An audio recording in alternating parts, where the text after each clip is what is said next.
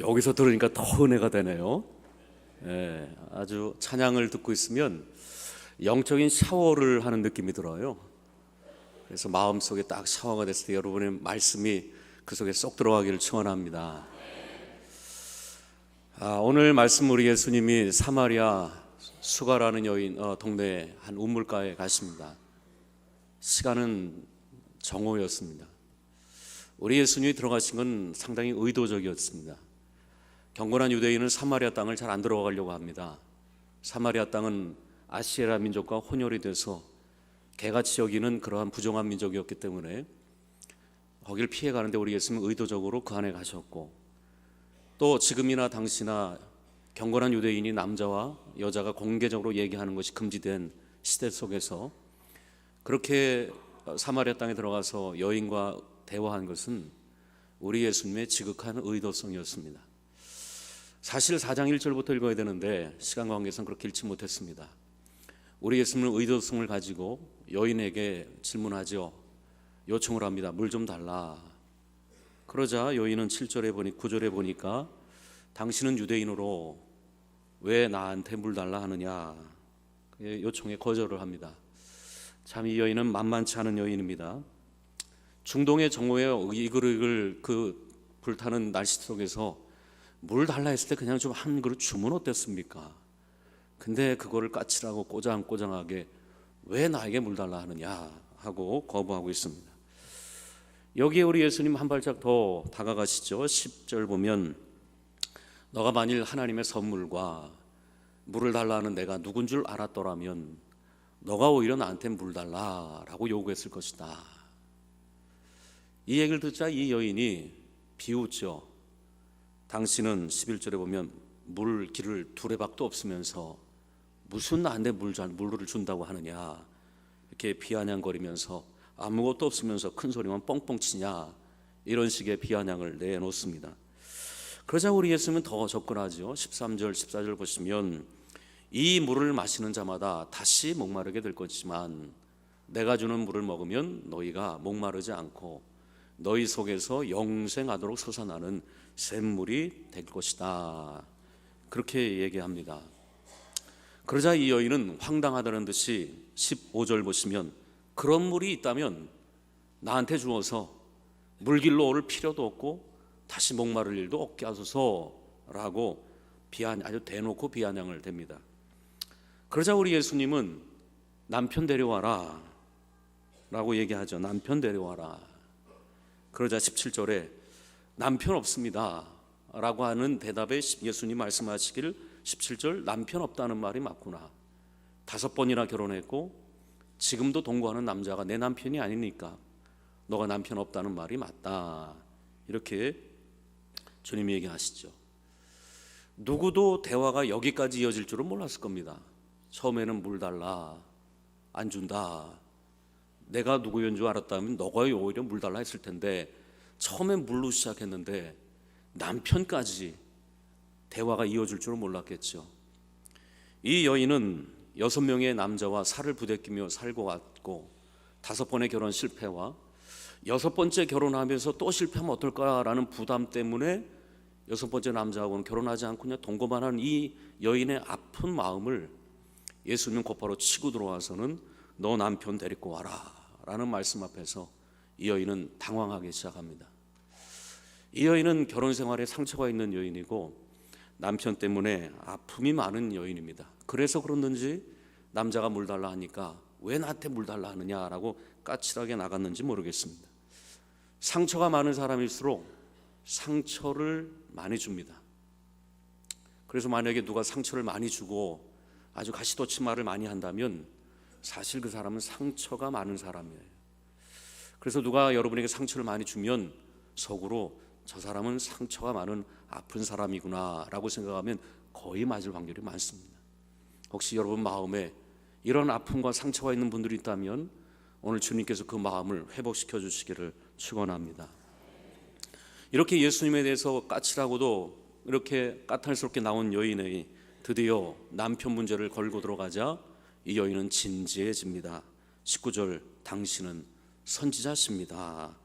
그러면서 이 여인이 그동안 은폐했던 가슴 깊이 숨어 있던 속 얘기를 하기 시작합니다. 그것은 예배였습니다. 당신들은 예루살렘에서 예배드린다고 하는데 우리 조상들은 이곳 그리심산에서 예배드린다고 합니다. 어디서 예배드리는 게 옳습니까? 라고 20절에 묻지요. 저는 이 질문 앞에서 왜 이 여인이 6명이나 남자를 가로치우면서 남자에게 목말라 있는지를 보게 됩니다.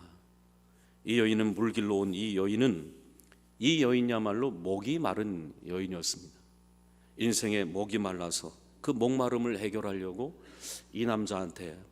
저 남자한테 인생의 행복과 만족과 기쁨을 얻으려고 이 남자도 만나보고 저 남자도 만나보고 5명이나 결혼해봤고 6번째 살고 있지만 결국 그 여인의 목마름을 해결해 줄 수 없기 때문에 그 신기류와 같은 남편을 보면서 이 남자에게 행복이 있을까? 이 사람이랑 결혼하면 행복이 있을까? 신기류를 쫓아 6명과 살아봤지만 주님이 그 남편을 데리고 와라 했을 때 이 여인은 나에게 행복을 주는 남편, 나의 기쁨을 주는 남편은 다 신기류였습니다. 정말 나한테 진정한 남편은 없었습니다 라고 말한, 그렇게 행복을 찾아 헤맸지만 내게 진정한 기쁨과 만족을 주는 남편은 없었습니다. 바로 그 남편 문제를 걸고 우리 주님이 나왔을 때야 비로소 그 견에 두 손을 들고는 진짜 그 속에 목마름을 또 얘기하죠. 주여, 예배를 어디서 드려야 되겠습니까? 그런 면에서 예수님이 남편 문제를 치고 들어가면서 너가 그렇게 찾아 헤맸던 그 신기루와 같은 행복과 기쁨이 하늘 아래 사람에게 있는 줄 아느냐 라고 그 신기루의 남편을 끄집어내자마자 그 여인은 그 속에 은밀해 있던 예배를 꺼내면서 예배를 어디서 드려야 되겠습니까? 라고 질문했던 것입니다. 왜 그럴까요? 사람은 떡으로만 살 수 없기 때문에 그렇습니다. 사람은 이 세상에서의 모든 것, 이 세상의 기쁨으로 사람은 만족을 얻을 수 없기 때문에 그렇습니다. 영혼이 있고 영혼을 사모하는 마음이 있기 때문에 그렇습니다. 그래서 인간은 자아 실현으로 못 살아요. 여러분이 자아 실현을 해보십시오. 자아 실현을 최고로 잘했을 때 돌아오는 건 허무와 허탈일 겁니다. 누구 말처럼 내가 이러려고 이거 했나? 내가 이러려고 이렇게 노력했나? 내가 이러려고 이렇게 바등바등 살아왔나? 아마 여러분이 원하는 목표와 목적을 추구한 다음에 분명히 마음에 드는 것은 내가 이러려고 이렇게 노력해 왔나? 그게 사람의 마음속에 있을 것입니다. 사람은 떡으로 못 살기 때문에 그렇습니다. 사람은 영적인 존재고 영혼을 사모하는 마음이 있기 때문에 이 세상에서 아무리 잘 먹고 잘 사는 것이 목적이고 목표인 사람은 결국 허망해질 것입니다. 그 허망을 채우려고 방탕하게 될 것이죠. 그래서 이 남자 저 남자, 이 여자 저 여자, 해 아래 있는 모든 것으로 방탕과 쾌락을 추구할수록 그는 더 목마르게 될 것입니다. 어거스틴님 이런 말을 한 적이 있죠. 하나님 안에 거하기까지 우리에겐 참된 만족은 없습니다. 이건 영원한 진리입니다. 하나님 안에 거하기까지 우리에게는 영원한 만족이 없습니다. 그러므로 그리스도인은 자아 실현이 아닙니다. 자아 실현은 먹어도 배고파요. 먹어도 허무한 것입니다. 왜냐하면 사람은 그렇게 지어지지 않았기 때문에 그렇습니다. 하나님이 사람을 지으신 목적이 무엇입니까? 이사야 43장 21절의 말씀처럼 이 백성은 내가 나를 위해 지었나니 하나님의 찬송을 부르게 하려 함이라. 하나님이 하나님을 위하여. 자아 실현이 아니에요. 우리는 세상 사람은 기껏해야 자아 실현이겠지만 우리는 하나님이 하나님을 위하여 하나님의 찬송을 부르게 하려 함이라. 그것을 이루기 전까지 우리가 이 땅에서 하는 모든 것은 결국 영적인 허무와 공허를 가지고 갈 수밖에 없게 될 것입니다. 이런 면에서 천국이라는 건 단순히 영원히 사는 것이 아닙니다. 만약에 천국이 단순히 영원히 사는 것이다, 단순히 영원하다, 그건 지옥일 거예요. 단순히 영원히 사는 건 지옥입니다. 내가 나를 위해서 단순히 영원히 산다, 그건 지옥일 거예요. 그러나 하나님을 위해서 하나님의 찬송을 부르면서 살 때에 그 안에 깊은 만족을 얻게 될 때, 그래서 우리는 영원히 살 수 있게 되는 것이죠. 그런 은혜가 여러분 가운데 되기를 축원합니다. 그렇지 않으면 천국은 지옥일 거예요. 영원히 오래 사는 건. 파스칼이 그런 얘기를 했지요. 파스칼이 얘기할 사람에게는 하나님만 채울 수 있는 커다란 빈 공간이 있다. 사람에게는 하나님만이 채울 수 있는 커다란 빈 공간이 있다. 해 아래에서 그 어떤 것으로도 채워지지 않는 빈 공간, 인간의 어떤 물질과 어떤 명예와 권력으로는 채울 수 없는 그러한 영적인 공간이 사람에게는 있다는 것입니다. 이 남자 저 남자를 아무리 6번을 만나보고 살아보지만 채울 수 없는 목마름, 그것이 사람에게 있다라는 것입니다. 그게 사람이에요. 영혼이 있고 영원을 사모하는 마음이 사람에게 있기 때문에 사람은 떡으로만 못 살아요. 떡을 먹으면 그 다음에 소속감이 있고, 소속감이 되면 그 다음에 자아실현이 있고, 자아실현 다음이 우리에게는 하나님 실현, 거기에 충만함이 있게 되는 것이죠. 그래서 솔로몬은 그렇게 고백하죠. 내가 눈으로 보고 싶은 건 다 봤다, 마음으로 하고 싶은 건 다 해봤다. 정말 다 해본 거죠. 뭐 자아실현 끝까지 다 해봤죠. 그 다음에 한 말이 vanity, vanity, vanity, vanity. 허무하며 헛되며 헛되고 헛되고 헛되다 하는 것입니다. 왜냐? 사람은 떡으로만 살 수 없기 때문에 그렇습니다. 어떤 사람들은 그런 얘기를 하는 사람이 있어요. 하나님을 안 믿어도 행복하다, 하나님을 안 믿어도 행복하다라고 얘기하는 사람들이 있어요. 저는 그들을 볼 때마다 일단은 무지하다고 봅니다. 아무 생각이 없기 때문에, 아무 생각이 없기 때문에 행복한 거예요. 정말 아무 생각이 없는 거예요. 아니면 지적인 성실성이 결여됐던가. 여러분, 만약에 여기서 배를 타고 간다고 합시다. 근데 저 앞에 낭떠러지가 있어요. 절벽에 폭포가 있어요. 아주 100m 이상의 폭포가 있다고 합시다. 그걸 아는데 여기서 배 안에서 행복해요? 그걸 모르니까 행복한 거지. 그냥 여기서 뱃놀이에 행복한 거야. 모르니까. 근데 저 앞에 있다라는 걸 안다면 행복해요? 행복할 수가 없죠. 우리 인생도 마찬가지죠. 여러분 앞으로 10년, 20년, 30년 후에 죽음의 바다 폭포에서 떨어지게 될 것입니다. 여러분 중에 앞으로 떨어지게 될 거예요. 그럼 어떻게 될까? 앞으로 20년 후에, 30년 뒤에 죽음은 어떻게 될까? 그 생각을 안 하니까 오늘이 행복한 거겠지. 그러나 지적인 성실성만 조금만 있다면 앞으로 10년 후에 어떻게 될까? 20년 후에 어떻게 될까? 아니, 장래 치를 거 다 준비하면서 그 다음은 어떻게 될까? 그 생각은 안 한단 말이죠. 죽은 다음에 어떻게 될까? 어디로 가나? 그거 답이 없는데 행복해요? 지적인 성실함이 없는 거예요. 영적인 게으른 것이죠. 어떻게 행복해요 그게? 내가 어떻게 되나? 죽은 다음에 어디로 가나? 이 물음 앞에서 하나님이 없다면 해답을 발견하지 못하는데 어떻게 행복할 수 있겠습니까? 이 땅에서는 그러므로 우리가 떡으로는 못 살아요. 그렇게 창조되지 않았기 때문에, 영원이 있기 때문에, 영혼을 사모하는 마음이 있기 때문에. 그러면서 탕자는 아버지 길을 떠난 다음에 얻는 게 뭡니까? 취업 열매입니다. 돼지가 먹는 취업 열매. 취업 열매를 먹어도 배고파요. 이게 우리의 인생입니다. 하나님이 없는 인생. 하나님이 없는 인생의 자체가 지옥이죠. 먹어도 허기죠. 먹어도 결핍이 돼요. 먹어도 배고프고 채워도 배고파. 그게 하나님 없는 인생의 배고픔이라는 것이죠. 영적인 허기짐, 영적인 목마름, 성욕을 채우고 식욕을 채우고 명예욕을 채워도 마음 한 곳에 영적으로 채워지지 않는 갈급함. 이게 바로 이 여인이요 우리에게 있다는 것입니다. 오늘 이 빈 마음이 주님으로 가득 채워지는 여러분이 되기를 축원합니다. 그게 인생이에요. 그러기 전까지는 우리에게는 평안이 없습니다. 하나님 안에 거하기까지 내겐 평안이 없습니다. 그러니까 그 평안을 찾을 그 배고픔을 찾으려고 기쓰고 소구 영신 예배 때 저 동해바지까지 차 타고 가서 떠오르는 태양을 보면서 서원을 비는 이유가 어디 있습니까? 영혼의 배고픔이 있기 때문에. 그렇게라도 좀 채워보려고 점을 보고 사주팔자를 보고 무당푸닥거리를 하는 이유가 뭡니까? 하나님을 안 믿으니까, 영혼의 배고픔이 있으니까 어떻게 해서라도 채우려고 하는 목마름이 있게 되는 것이죠. 하나님을 안 믿으면 제일 큰 문제가 뭡니까? 아무거나 믿어. 밥을 안 먹는 아이는 과자만 먹습니다. 못 살아요. 여러분, 날마다 2017년도에 하나님으로 인하여 영적인 배고픔과 공허함이 사라지는 한 해가 되기를 축원합니다. 그거는 채울 수가 없어요. 이처럼 이 여인은 목마른 여인이었습니다. 그러나 주님이 남편이라는 그 신규력, 이 여인의 목마름을 채우려고 했던 그 남편의 문제를 건들고 나오자 이 여인은 그동안 눌러놨던 영적인 문제를 끄집어냈던 것이죠. 아, 이분에게라면 진정한 이 목마름을 해결할 수 있겠구나, 선지자가 맞군요 라고 질문한 것은 예배였던 것이죠. 그리고는 이 산에서 예배드리는 게 옳습니까? 저 산에서 예배드리는 게 옳습니까? 어디서 예배드리는 게 옳습니까? 라고 묻자 우리 주님은 장소가 중요한 게 아니라 마음이 중요하다 그러면서 23절, 24절을 얘기하신 것입니다. 다시 한번 읽어볼까요? 시작. 아버지께 참되게 예배하는 자들은 영과 진리로 예배할 때가 오나니 곧 이때라. 아버지께서는 자기에게 이렇게 예배하는 자들을 찾으시느니라. 하나님은 영이시니 예배하는 자가 영과 진리로 예배할지니라. 하나님은 영이시다, 보이지 않는다는 것이죠. 하나님은 영이시니 예배하는 자가 영과 진리로 예배할지니라.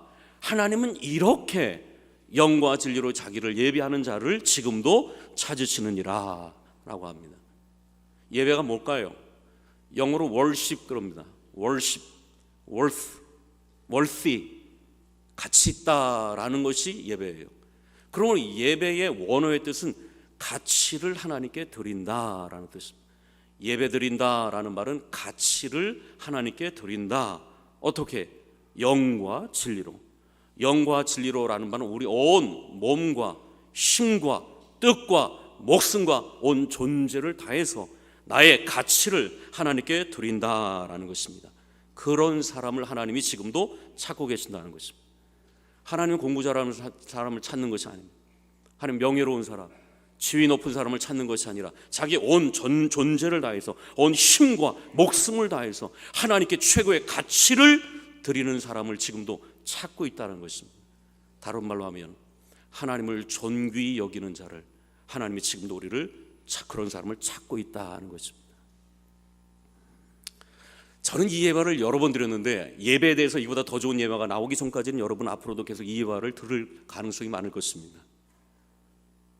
미국의 세인트루이스에서 서부로 오리겐으로 그 서부 개척을 향해 떠나는 한 무리의 사람들이 있었습니다.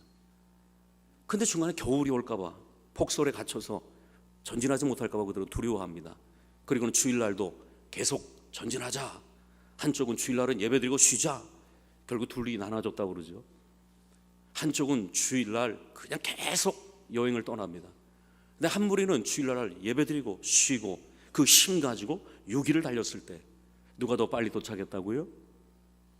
예배드리고 하루 쉬고 그 힘 가지고 6일을 달린 사람들이 더 빨리 도착했다는 것입니다. 이 책에서 마르바 던이라는 이 신학자는 이렇게 결론을 내립니다. 하나님은 자기를 존귀히 여기는 자를 하나님은 존중히 여긴다. 이게 인생입니다. 이건 사무엘상 2장 30절의 말씀. 나를 존중히 여기는 자를 내가 존중히 여기고 나를 멸시하는 자를 내가 despise, 경멸할 것이다. 이게 하나님의 말씀이고 인생에 얘기하신 하나님의 약속입니다. 이게 그리스도인의 삶의 모토예요. 나를 존귀히 여기는 자를 내가 존귀히 여기고 나를 멸시하는 자를 내가 경멸히 여길 것이다. 그럼 여러분 2017년도 어떻게 살아야 될지 답이 나올 거예요. 여러분의 자녀를 어떻게 키워야 될지, 여러분의 사업을 어떻게 해야 될지 여러분 답이 나오게 될 것입니다. 나를 존귀히 여기는 자를 내가 존중히 여기고 나를 멸시하는 자를 내가 경멸할 것이다 하는 것입니다. 여러분, 하나님을 우리가 존귀히 여긴다의 가장 기본이 뭘까요? 예배입니다. 예배. 오늘 하나님이 찾으시는 사람, 하나님을 존귀히 여기는 사람이 누구라고요? 예배자를 찾는다는 것입니다. 여러분이 온 존재를 다해서 가치를 드리는 시간이 바로 예배라는 것입니다. 여러분의 가치는 어디 있습니까? 여러분은 지금 오늘 예배를 통해서 어떤 가치를 드립니까? 그러면서 예배를 본다라는 건 틀린 말입니다. 예배는 드리는 것입니다. 우리의 가치를 하나님께 드리는 것이고 예배를 보시는 분은 하나님이십니다.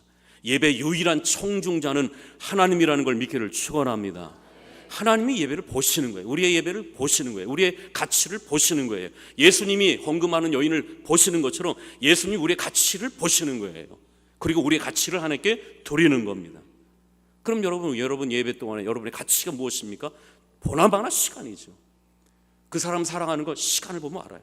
시간을 주르고 가치 있는 거, 나의 같이 함께 있는 게 가치 있는 사람이죠. 저는 약속 시간에 10분 먼저 무조건 갑니다. 저는 10분 전에 가요. 그럼 그 사람이 가치를 날 존중히 여기는구나. 여러분보다 높은 사람에게 늦을 수 있나요? 면접이라면 탈락이에요. 그건 바로 탈락. 예배도 마찬가지입니다. 하나님이 가치 있게 여긴 다음에 시간의 가치를 10분 정도, 그 가치죠. 가치. 뭐니 돈 아닙니까? 돈의 가치가 있어요. 우리가 만약에 누구 귀한 손님을 대접한다고 할 때 야, 국밥이나 먹으러 갑시다. 편한 사이는 그럴 수 있겠지만 여러분이 누굴 대접할 때 그렇게 얘기할 수 있어요? 그 음식의 질을 얘기하는 것이 아니라 가치를 얘기하는 것입니다. 이러면서 여러분이 헌금 드릴 때 부담 없는 헌금은 사실은 헌금이 아니에요. 혹시 여러분 이것 때문에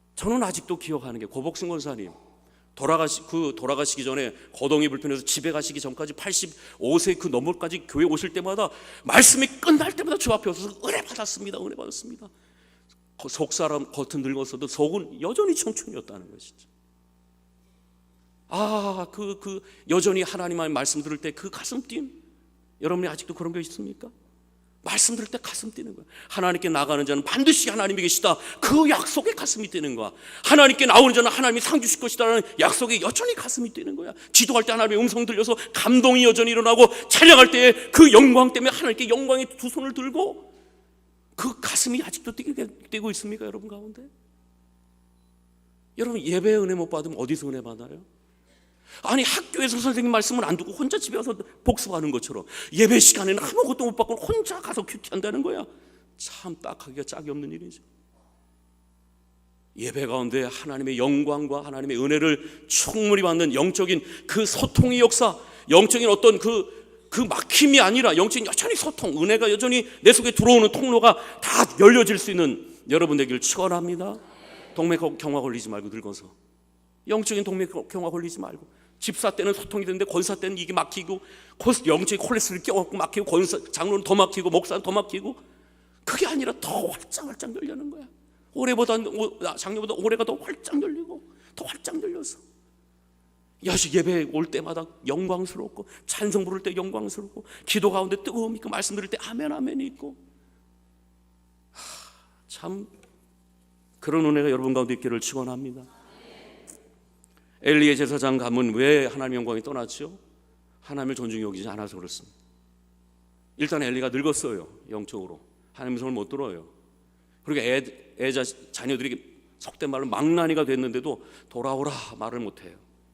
성경은 뭐라고 말하냐? 하나님보다 자식을 더 사랑했다, 이렇게 나와요. 그리고 왜 그 자식들이 망했죠? 하나님을 멸시했어요. 예배를 멸시하고, 하나님께 드릴 재물을 자기가 다 먹고, 심지어는 성전에서 예배드리는 수종드는 여자들을 강간을 하고, 하나님 그냥 두겠습니까? 두 자식 다 망했죠. 엘리는 그 소식 듣고 뒤돌아 꼬꾸라져서 목 부러져 죽고, 성경은 엘리의 자식들을 뭐라고 말하냐? 불량자다, 하나님을 몰랐다, 이렇게 얘기해요. 아니, 제사장이면서 제사장 자식이 하나님을 몰랐대요. 하나님을 왜 몰라야 알지, 그러나 하나님을 모르니까 이렇게 멸시하죠. 하나님을 모르니까 하나님을 가볍게 여기죠. 하나님이 지금도 예배를 받으신다라는 걸 모르니까 하나님 앞에 경건하지가 않죠. 정말 사람이 지금 예배를 받으신다, 보신다, 그럼 그럴 수 있냐고 모르는 거죠. 그러니까 만약에 제 자식이, 목사의 자식이 하나님을 몰라, 예배를 무시해, 그러면 저는 특단의 조치를 취할 거예요. 제가 40일 금식하든지 너 죽든지 너 죽자 할 거예요. 아니면 목회를 잠깐 보류하고, 지금 내 자식이 죽어가는데 이게 뭐 문제냐? 아마 전 그럴 거예요. 목사 자식이 하나님을 몰라, 예배를 그냥 멸시해, 그럼 그거 그냥 둬야 되겠어요? 여러분, 우리 인생은 100년으로 끝나는 게 아니잖아요. 우리 인생은 100년으로 안 끝나잖아요. 우리 영원을 사는 거 아닙니까? 영원을. 우리 영원을 살잖아요. 우리 미운 오리 새끼와 같지 않습니까? 오리들이야 웅덩이로 만족을 해. 오리들은 웅덩이로 만족을 해. 그럼 우리는 백조 아닙니까? 웅덩이로 만족을 못해. 우리는 하늘을 날아야 돼. 우리 인생도 마찬가지예요. 100년으로 살 거면 그냥 하나님 존중이 여기나 안 여기나 똑같이 그냥 열심히 일하고, 열심히 돈 벌고, 열심히 인조해 하세요. 그럼 우리 인생이 영원으로 이 100년으로 끝나는 게 아니잖아요. 그럼 영원이죠, 영원. 이 땅에서 공부 안 해서 속 썩이는 것도 괴로운 일이지만은, 그 자식이 하나님을 모른다는 건 그건 수천만 배 괴로운 일이죠. 우리가 영원을 사는 인생 아닙니까? 영원을. 근데 영원이 없어, 이 자식이. 그러면 그거 어떻게 해요, 그거? 아직 어린 자녀가 암 걸려도 방방 뛸 텐데, 하나님 없는 인생에게 영원이 없는 인생을 그냥 물끄러미 볼 수 있어요, 우리가? 하나님 몰라서 그런 거죠. 우리에겐 영혼을 사는 인생 아닙니까? 영혼을. 그러니까 하나님을 존중히 여기지 않는다. 100년이면 소멸된 인생이에요. 소멸된 인생. 그 자식 공부 아무리 잘해봤자 뭐 할 거야, 그거. 하나님을 존중히 여기지 않는데 그 자식이 아무리 학박사고 잘나고 그 무슨 소리예요, 그게. 공부 못하는 오히려 자식이 낫고, 하나님을 존중히 여기는 농부가 하나님을 멸시하는 천문학자보다 낫지, 하나님을 존중히 여기는 촌부가 하나님을 멸시하는 스티븐 호킹보다 나은 거지. 뭐 얼마 전에 또 신문에 났대. 종교는 보험 사기극이다라고 또 한마디 또 했대. 하나님을 존중히 여기지 않으면 이가 보세요. 이가 다 끝나는 거죠. 예배가 없는 인생이 무슨 소망이 있겠습니까? 예배가 무너지면 다 무너지는 거 아니겠어요? 가난합니까? 그러니까 또 하나님 의지해야죠. 질병에 들었습니까? 그러니까 또 하나님 의지해야죠. 더 의지해야죠. 맹인 목사님이 이런 얘기를 했대요. 윤인수 목사님이 어렸을 때 간증이죠. 맹인인데 구두 닦기 하고 신문 돌리면서 돈을 벌어왔어요. 친구 도움으로. 그래서 그 돈 가지고 어머니 드렸더니 어머니가 야 11조 띄자. 그러니까 이 아이가 화가 나서 무슨 놈의 11조, 하나님이 해준 게 뭐 있어? 엄마 병들고 나 눈 몰고 집 가난하게 만들고 그 무슨 놈의 하나님께 11조를 드리냐고 했더니 윤수 어머니가 이렇게 했다고 그러죠. 야 고향 떠난 것도 슬프고 집 없는 것도 괴롭고 너 나 병들고 너 눈 먼 것도 속상한데 하나님마저 없으면 우리 어떻게 사냐? 하나님마저 없으면 우리 어떻게 사냐? 그렇지 않습니까? 해 아래 소망 없다면 100년 정도, 우리 100년밖에 못 살잖아요. 여러분 짝짝짝짝짝 10번만 하면 40년 끝나요. 이 중에 반은 없을 거예요. 반. 인생 별거 아니에요 사실은. 해 아래 소망 없으면 해 위라도 소망이 있어야 될 거 아니에요. 100년의 소망이 없으면 영원이라도 소망이 있어야 될 거 아니에요. 장차 현재의 고난이 아무리 클수록 장차 나타날 영광이 있어야 될 거 아닙니까? 아멘. 한 번도 안 하시는데 아멘 합시다. 아멘.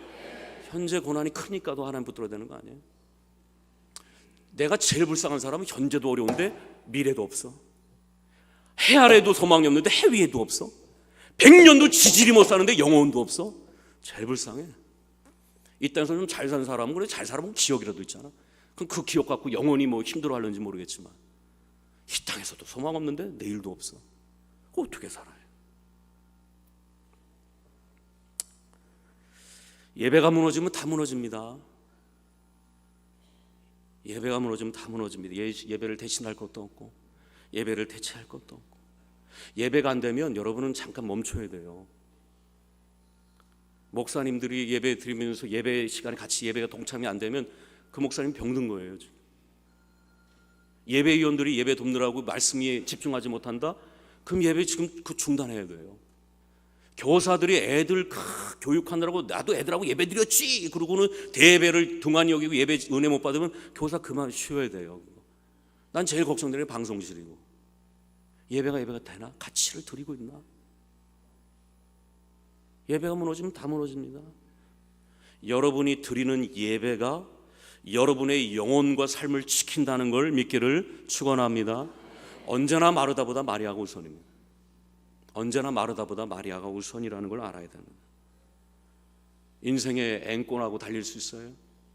기름을 채워야죠. 주일 예배는 하나님의 은혜의 기름을 채우는 시간, 은혜의 만나를 채우는 시간이니까 마음을 여세요. 마음을 활짝 여세요. 고개 숙이고 있지 말고 마음을 활짝 여세요. 은혜 담비, 은혜의 기름, 은혜의 만나를 주십시오. 그 힘으로 살아가야 되지 않겠어요? 캐서린 쿨만이라는 유명한 사역자가 있는데 이 사역자가 어느 날 꿈을 꿉니다. 생생할 꿈을 꿉니다. 근데 예배 시간 하나님이 지나가시는데, 주님이 지나가시는데 어떤 여인은 안아주세요. 어떤 여인은 어깨만 다독이시고 어떤 여인은 그냥 스쳐 지나갑니다. 그러니까 이 캐서린 쿨만이 주님께 물어요. 예수님, 왜 어떤 여인은 안아주시고 어떤 여인은 어깨만 다독여주시고 왜 어떤 여인은 그냥 스쳐 지나가십니까? 라고 그랬더니 이 여인은 내가 안아주지 않으면 위로를 받을 수 없기 때문이다. 이 여인은 내가 어깨만 치고 지나가도 이 여인은 충분히 은혜를 받는다. 이 여인은 내가 만져주지 않아도 그냥 내가 옆에 지나만 가도 은혜를 받는 여인이기 때문에 그렇다는 것입니다. 저는 그렇습니다. 하나님께 나가는 자는 하나님 반드시 상 주신다는 걸 믿는 믿음이 여러분에게도 있기를 축원합니다. 어떤 분에게는 안아주시는 분이 있을 거예요. 어떤 분은 은혜 때 충만한 안아주시는 은혜를 받는 분도 있을 거예요. 만져주시는 분은 있을 거예요. 어떤 분은 하나님이 여러분에게 터치만 하는 분이 있을 거예요. 어떤 분은 그런 게 없어도 그냥 예배드리는 게 기쁜 거야. 그냥 이 자체가 기쁜 거야. 하나님이 여러분에게 적절한 방법으로 적절한 은혜를 예배를 통하여 경험하는 여러분 되기를 축원합니다. 성도의 힘은 예배에 있어 여호와를 기뻐하는 것이 우리의 힘이라. 그래서 2017년도 하나님을 존귀 여겨서 하나님께 존귀 여김 받을 수 있는 여러분의 가정, 여러분의 자녀, 여러분의 삶이 되시기를 축원합니다. 우리 영광스러운 찬양 한번 해봅시다. 좀 어려울 수도 있겠는데 찬송가 한번 불러봅시다. 69장 찬양합시다. 좀 어려운 찬양이지만 하나님께 좀 영광스러운 찬송을 한번 좀 드려봅시다. 영광스러운 찬송 69장. 좀 어려운 분들이 있더라도 한번 찬양해 봅시다. 69장.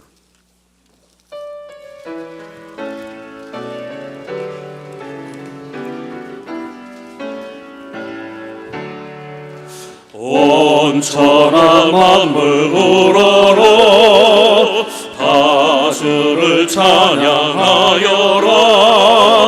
할렐루야 할렐루야.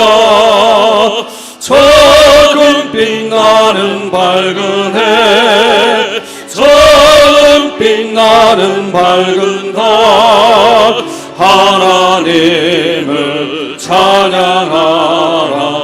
할렐루야 할렐루야 할렐루야. 힘차게 부는 바람아, 떠가는 묘한 구름아, 할렐루야 할렐루야. 저없는 정한 아침에 서지는 고운 저녁노을, 하나님을 찬양하라. 할렐루야 할렐루야 할렐루야. 저 흘러가는 맑은 물, 다 주를 노래하여라. 할렐루야 할렐루야. 저 소와 많은 맑은 불, 그 빛과 열을 내어서 하나님을 찬양하라. 할렐루야 할렐루야 할렐루야. 저 귀한 땅은 날마다 한없는 복을 펼치어 할렐루야 할렐루야. 땅 위에 꽃과 열매들 주 영광 나타내어서 하나님을 찬양하라. 할렐루야 할렐루야 할렐루야. 우리 일어나서 5절. 너 선한 마음 가진 자, 늘 용서하며 살아라. 할렐루야 할렐루야. 큰 고통 슬픔 지닌 자, 내 근심 주께 맡겨라. 하나님을 찬양하라. 할렐루야 할렐루야 할렐루야. 주 은혜 받은 만민아, 다 꿇어 경배하여라. 할렐루야 할렐루야. 성삼위일체 주님께 정의와 영광 돌려라. 주를 찬양 할렐루야 할렐루야 할렐루야 할렐루야. 주 은혜 받은 주 은혜 받은 만민아, 다 꿇어 경배하여라. 할렐루야 할렐루야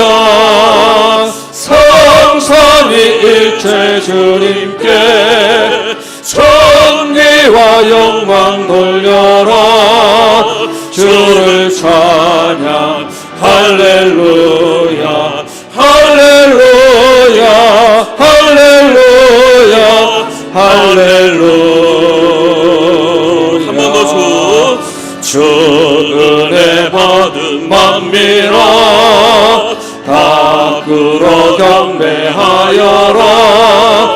할렐루야 할렐루야. 성삼위일체 주님께 존귀와 영광 돌려라. 주를 찬양 할렐루야 할렐루야 할렐루야 할렐루야.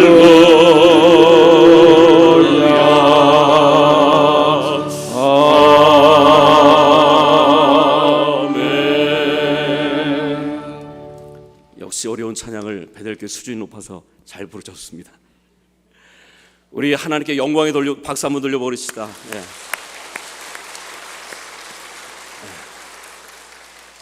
한 번 더 인사합시다. 하나님을 존중히 여깁시다. 하나님을 존중해 여깁시다. 한 번 더 예배를 귀하게 여깁시다. 예배를 귀하게 여깁시다.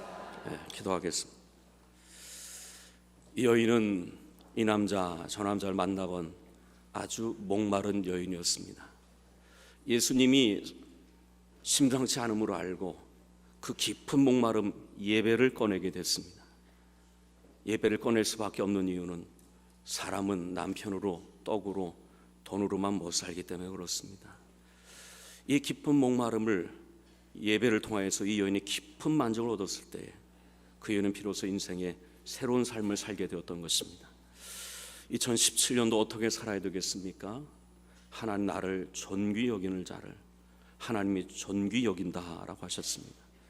우리의 가정이, 우리의 자신이, 우리의 자녀들이 하나님을 모르는 불량배들이 아니라 하나님을 존귀 여길 수 있는, 그래서 하나님께 존귀 여김 받을 수 있는 믿음의 가정과 자녀와 삶이 될 수 있도록 은혜 내려 주시옵소서.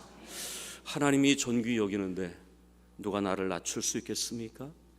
하나님이 그를 경멸하는데 자기 힘으로 높아질 수 있겠습니까?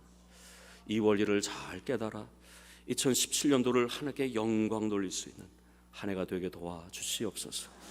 이제는 우리 주 예수 그리스도의 은혜와 하나님 아버지의 크신 사랑과 성령의 감화감동 역사 교통하심이 하나님을 존귀 여겨서 하나님이 찾으시는 자가 되어 하나님의 은혜와 함께 동행하길 원하는 모든 성도들 머리 위에, 우리의 자녀들 사업 위에 이제부터 영원토록 함께 하시길 간절히 축원하옵나이다. 아멘.